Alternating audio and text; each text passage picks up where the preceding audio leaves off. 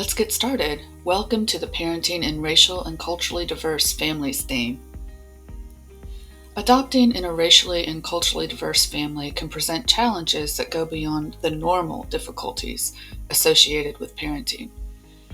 Parents must gain self-awareness of themselves and others as racial beings with cultural values that guide behaviors and beliefs. Children in racially and culturally diverse families may have difficulty defining their own cultural and racial identities and will need support from their parents. This can be particularly challenging for white parents because they may not have the same experiences of racially and culturally diverse individuals, which can make it difficult for them to have open conversations about race, ethnicity, culture, and so on.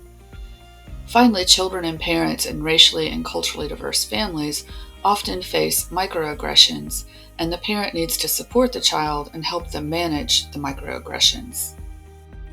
The process of becoming a racially and culturally diverse family involves increased racial and cultural awareness.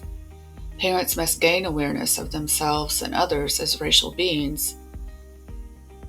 They must develop self-awareness, have the ability to self-reflect, and an appreciation for diversity and other worldviews.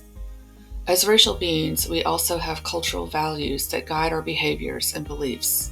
There are many different definitions for each of these words. For the purpose of our class today, we will use the definitions on the next two slides. We can all get confused about the differences between these words. For example, it is not unusual for people to use the word race when they actually mean culture or ethnicity, and vice versa. For example, some have the tendency to say Mexican when referring to all people who come from Spanish-speaking countries, such as a person from El Salvador or Colombia. And the people who come from Mexico, El Salvador, and Colombia have a great deal of diversity in culture, ethnicity, and race.